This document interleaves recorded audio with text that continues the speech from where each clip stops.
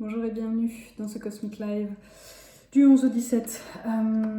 Quel que soit le moment où vous tombez sur cette vidéo, ce sont des guidances qui sont intemporelles, quoi qu'il en soit, donc prenez ce qui résonne, laissez le reste. Comme d'hab, j'ai canalisé des petites choses déjà par écrit et puis après je tirais quelques cartes. Le premier point c'était ne prenez pas vos rêves pour des réalités. Alors c'est pas tout à fait dans le sens où l'on entend cette expression d'habitude. Là en gros, l'idée, c'est de, comment dire, d'arrêter de rêver et plutôt de passer à l'action. C'est-à-dire qu'au lieu de rêver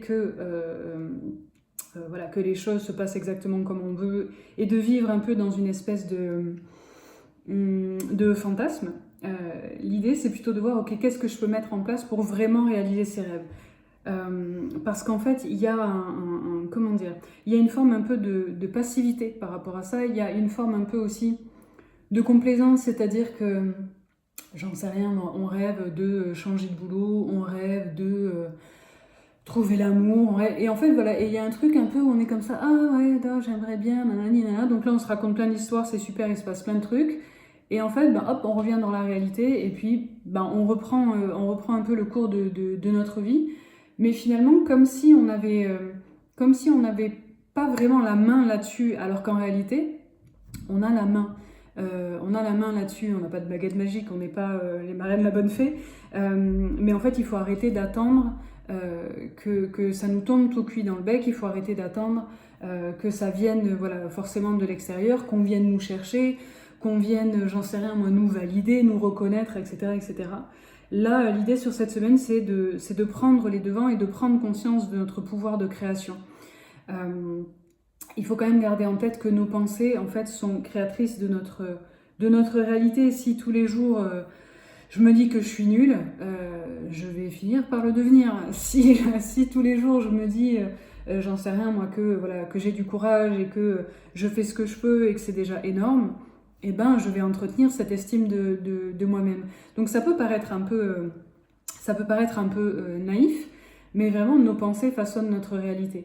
Donc plutôt que d'avoir des pensées voilà, qui sont dans le rêve et donc dans des trucs immatériels, comme si en fait on pouvait jamais, voilà, on pouvait jamais vraiment réaliser nos rêves, l'idée c'est plutôt de se dire ok en fait, admettons je rêve, j'en sais rien, et ça peut être des trucs, je sais pas moi, je rêve d'acheter je vous dis n'importe quoi, mais je sais pas moi, un appart dans les îles, donc ok, oui, bon bah c'est un rêve, là tout de suite c'est pas possible, mais en fait, si je concentre mes pensées là-dessus, si je concentre mon énergie là-dessus et que j'ai vraiment envie de voir ce rêve se réaliser, et ben en fait, il va y avoir un focus qui va se mettre sur ce projet-là. Alors ça veut pas dire que dans 6 mois, bim, j'ai cet appart, mais en fait, inconsciemment et dans l'invisible, il y a des choses qui vont se mettre en place pour que, par exemple, j'en sais rien, moi, bah, je vais peut-être commencer à mettre 100 balles de côté tous les mois, et puis je vais peut-être commencer à regarder un peu des annonces à droite à gauche. Et finalement, mon rêve, il se réalise pas voilà, comme ça d'un coup de baguette magique, mais je suis sur la route qui va vers la réalisation de mon rêve, au lieu de juste me dire « Ah ouais, ce serait chouette, mais bon, c'est pas possible ». Vous voyez, il y a un truc un peu comme ça. Et de la même façon, avec, voilà, si j'ai envie d'être en couple, de trouver la bonne personne pour moi, etc., je peux attendre que ça me tombe tout cuit dans le bec, je peux attendre qu'on vienne chanter à mon balcon, ou alors je peux prendre les devants, et prendre les devants, ça veut pas forcément dire dater tout ce qui bouge et puis se mettre sur toutes les applications et tout, c'est avoir l'état d'esprit qui va avec j'ai envie de rencontrer quelqu'un, donc mes portes sont ouvertes, en gros. Mes portes sont ouvertes, moi je suis ouverte, donc ça veut dire que même si ça me fait flipper, je suis quand même confiante et j'ai quand même envie d'y aller. C'est vraiment un état d'esprit. Et finalement, quand je vous dis, voilà, il n'y a pas forcément besoin de dater et tout, c'est que d'avoir cet état d'esprit, de se mettre en condition de, bah oui, ça va se réaliser, et peut-être que j'en sais rien, moi je vais aller à une soirée et que, alors que c'est les mêmes personnes que je vois d'habitude, et là, il va peut-être y avoir quelqu'un de nouveau, ou il va peut-être y avoir un échange un peu particulier, et donc là, on est encore sur la route du rêve qui devient réalité. Il faut vraiment sortir de cette passivité et du fait de se dire que ça n'arrive qu'aux autres, ou que nous, on n'a pas de chance, ou que non, mais ce serait trop beau, etc. etc.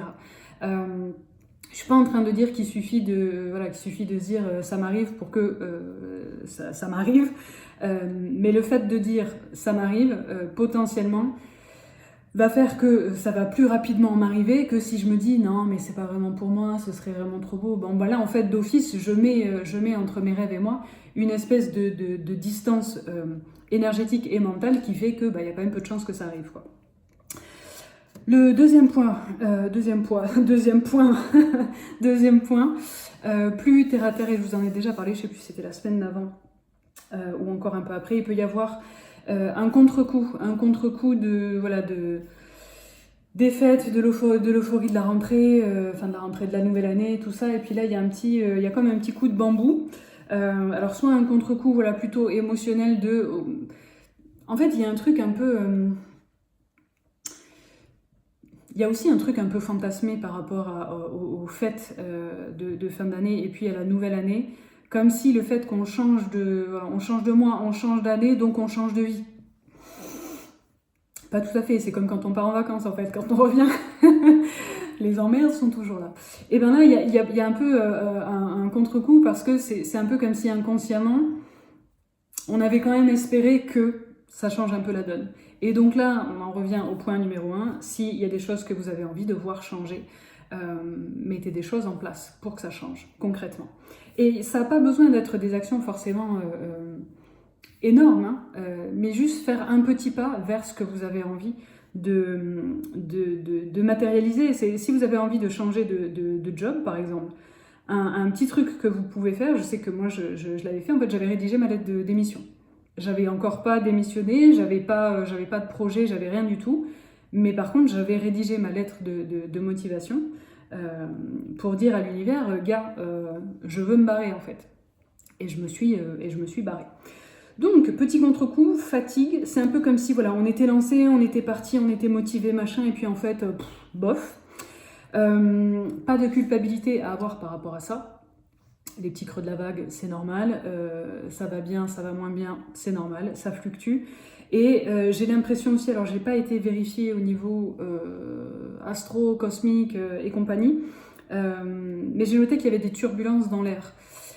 Alors il y a des turbulences au niveau météorologique, avec pas mal de vent et des trucs qui bougent pas mal, mais peut-être que aussi au niveau astro, il y a des choses qui freinent un petit peu. Donc comme si on était dans un avion, il y a des turbulences, ça va passer. Le troisième point, qui était plutôt pour le pro, j'ai noté qu'il fallait cadrer. Alors cadrer, comment dire, ça peut se matérialiser de différentes façons. Ça peut être le fait de cadrer structuré. Structurer, je sais pas moi, un projet, une équipe, une année, peu importe. Donc voilà, le fait de structurer, de mettre des étapes, de cloisonner certaines choses. Cadrer, ça peut être aussi le fait de vérifier des infos. Donc là, ce serait un cadrage un petit peu plus au niveau, s'assurer que tout soit correct, que les choses soient au bon endroit, que les personnes soient aux bonnes places, etc., etc. Ça peut être aussi cadré et encadré, donc pareil, une équipe, un projet, une vision, que sais-je. Ça peut être aussi cadrer une équipe, et dans cadrer, j'entends recadrer. C'est-à-dire qu'il y a peut-être des choses où on a un peu lâché du lest, où on a un peu lâché la bride, et donc du coup il peut y avoir des trucs, c'est pas que ça part en sucette, hein, on n'en est pas là, mais peut-être qu'il faut juste un peu recadrer de toi ta mission c'est ça, toi ta mission c'est ça, toi ta mission c'est ça, et pour que chacun puisse faire son job et qu'il n'y ait pas en fait qu'il n'y ait pas de débordement, on va dire. Je sais pas si c'est très clair.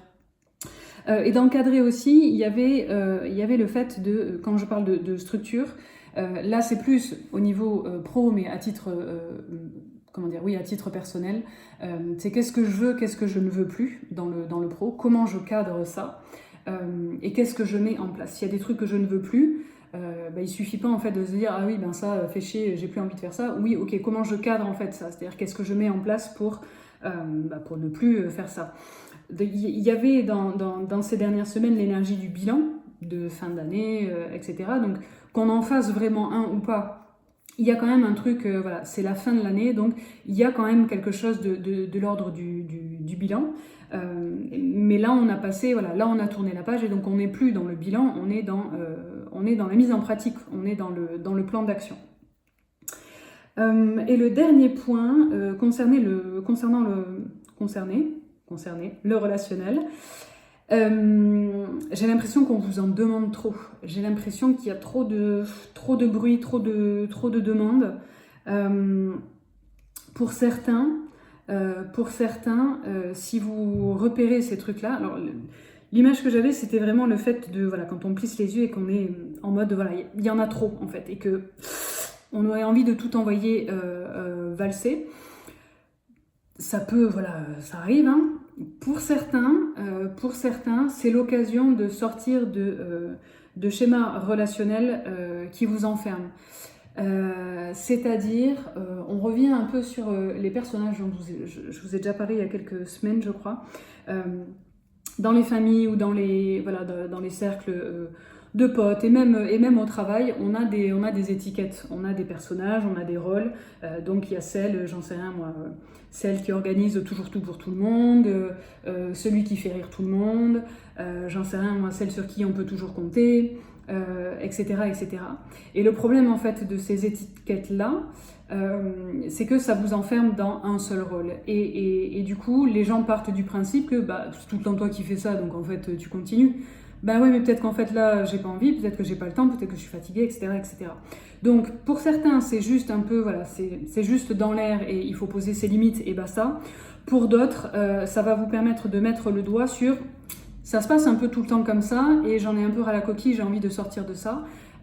Donc du coup, je vais changer la donne. De manière générale, voilà, si vous êtes très sollicité, quel que soit le domaine, quels que soient les gens qui vous sollicitent, il faut prioriser les demandes, c'est-à-dire que tout n'est pas urgent, tout n'est pas gravissime. Prioriser les demandes et prioriser votre temps, c'est-à-dire qu'avant de dire oui, avant d'aller filer un coup de main, avant de proposer votre aide, vérifiez que vous êtes dispo.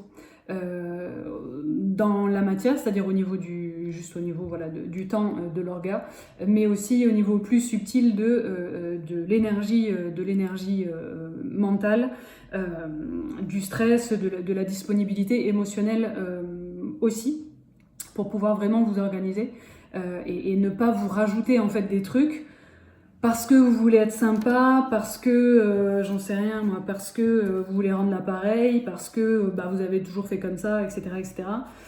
Parce qu'au final ça vous rend pas service. Donc ouais, attention voilà, aux espèces de surcharge, aux sursollicitations. Parfois voilà, c'est juste des sollicitations, il faut juste mettre un peu le haut là. Mais pour certaines personnes, ça va vous permettre de mettre le doigt sur un schéma relationnel dans lequel vous tournez en rond un petit peu. Qu'est-ce qu'on a d'autre pour cette semaine comme conseil ?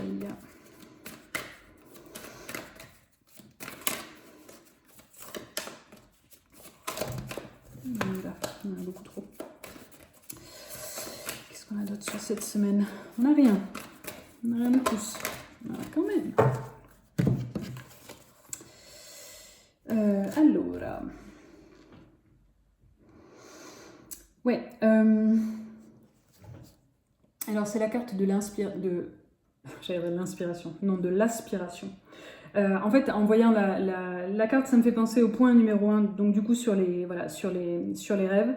Ce qui fait, en gros, sur cette semaine, c'est que si vous avez, voilà, alors je dis des rêves, mais ça peut être juste des envies, des aspirations, justement. Ce qui parfois nous empêche de mener à bien le projet et de sortir du fantasme, c'est que j'en sais rien moi. Je reprends mon exemple de j'ai envie de m'acheter un appart dans les îles. Sauf que je suis à découvert H24.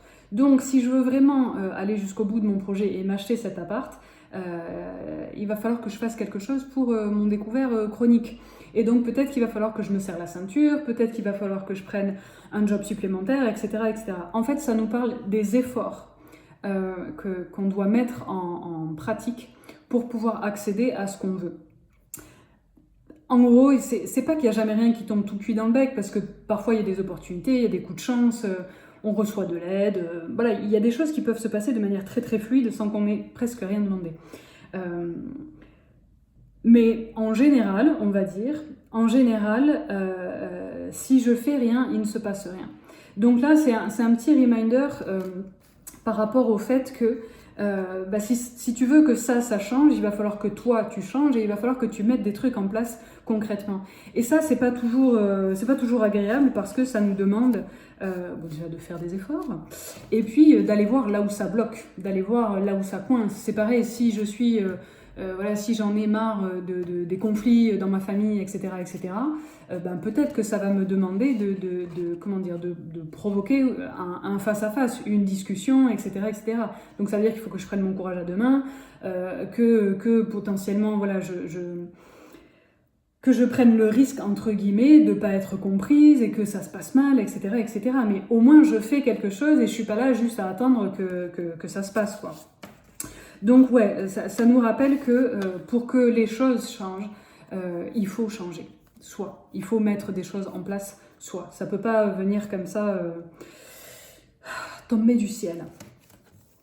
Le deuxième point, décidément on va se faire une redite, c'est la caverne, le refuge, qui parle du repos, qui parle aussi d'hibernage. C'est, comment dire, parce qu'il y a eu beaucoup de sollicitations ces dernières semaines, ça peut être bon quand même de se retirer un peu dans ces quartiers. Ça ne veut pas dire qu'on est obligé d'hiberner et d'attendre le printemps, mais il y a quand même un truc où on a besoin de se retirer un peu du monde, on a besoin d'un espace un peu cocooning. Alors si vous avez un feu, c'est super, restez au coin du feu, mais en fait c'est cette idée-là, l'idée de rester au coin du feu et de se rassembler un petit peu. Il y a quelque chose qui a besoin de se poser et de se reposer. Donc prenez ce temps-là. Ensuite, alors il peut y avoir sur cette semaine des gens qui apprennent des choses. Super. Non, il peut y avoir... alors ça peut être vraiment des formations qui se concrétisent, le fait d'apprendre des choses, j'en sais rien, vous lancer dans le tricot ou ce genre de choses. Ça peut parler aussi de choses qu'on apprend, de leçons de vie qu'on apprend. Et là, j'ai l'impression qu'il y a dans ces leçons de vie que potentiellement on va vivre sur cette semaine, il y a quelque chose autour de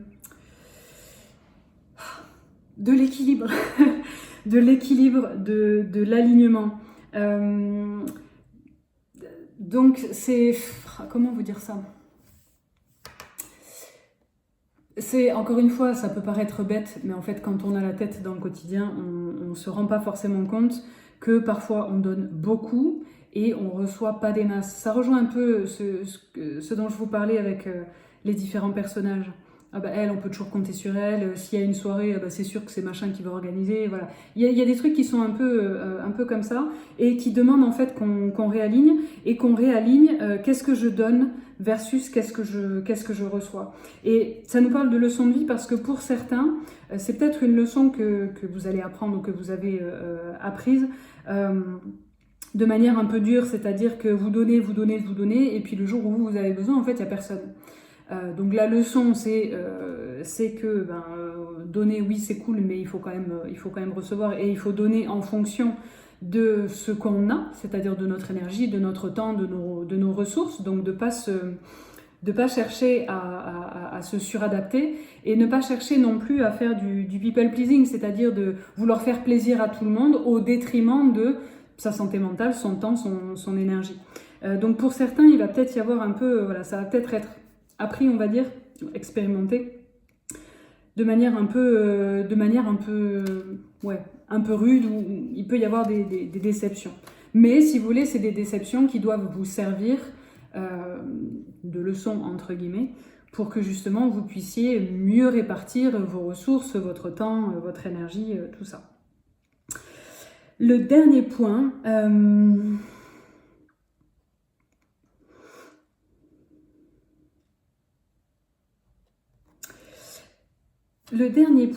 comment je pourrais... Je vous montre la carte, hein, mais c'est pas le... c'est pas le jeu le plus facile que j'ai choisi, mais je l'aime quand même beaucoup. Donc c'est une vieille dame. C'est une vieille dame avec son sceptre et puis un petit rouge-gorge. Pour moi, ça parle de... Alors, pour moi, ça parle de sagesse intérieure. Oui, je sais, dit comme ça, ça nous fait une belle jambe. En fait, c'est... Comment dire? Si vous cherchez des réponses sur cette semaine, c'est... Alors, les réponses sont en vous, etc., etc., oui. Mais en fait, vous allez trouver ces réponses-là dans votre sagesse intérieure, c'est-à-dire auprès de la vieille dame que vous êtes, auprès du vieux monsieur que vous êtes. C'est-à-dire qu'on a tous à l'intérieur de nous une tribu, avec voilà, un enfant intérieur, en ce qui me concerne, un Kaiser, une meuf très sympa, une meuf généreuse, une très très vieille dame aussi. Et en fait, si vous voulez, même si vous n'êtes pas une vieille personne, c'est un peu comme si on vous disait que c'est la vieille personne en vous qui va avoir la réponse. C'est-à-dire que, ça se dit comme ça, c'est pas du tout palpable, mais en gros, parfois on se dit quand on cherche une solution ou une réponse, qu'est-ce que je sais pas moi, machin ferait, ou qu'est-ce que je ferais si j'avais 50 de moins, 50 de plus. Là en fait j'ai l'impression que le truc pour avoir la réponse c'est se visualiser en fait à genre 75, 85 ans, un truc vraiment yeuve. Donc voilà, j'ai 80 piges et j'ai cette problématique là. Comment je la résous, qu'est-ce que je fais, qu'est-ce que je dis, etc., etc. Ça peut paraître complètement pété, I know, mais en faisant ça, étant donné que le temps est relatif, si vous voulez, c'est un peu comme si cette version de nous de 2800 ans, là, elle existait en fait déjà, en même temps que nous, en même temps que la version de moi qui a 5 ans, 6 mois, etc., etc. Et donc en fait, on va venir se plugger à cette version de nous qui a en fait toute la sagesse de sa vie derrière soi. Et c'est ça qui, à mon sens, va venir éclairer parfois des problématiques que vous traînez depuis assez longtemps, mais auxquelles vous ne pouvez pas répondre en tant que la personne que vous êtes aujourd'hui. Je ne sais pas si c'est très clair, hein, mais en gros, c'est un peu comme s'il fallait demander conseil à la vieille dame ou au vieux monsieur, à la grand-mère, au grand-père. Mais là, c'est plus à l'archétype de la grand-mère en soi, l'archétype du grand-père en soi. C'est vraiment cette partie de nous qui n'a plus rien à prouver, qui a déjà expérimenté plein de choses, et donc qui prend la vie. En fait, si vous voulez, c'est ça. Donc, yeah. La vieille dame du coup qui voit la lumière dans quelque chose qui est quand même assez sombre, mais on a aussi ici le relâchement.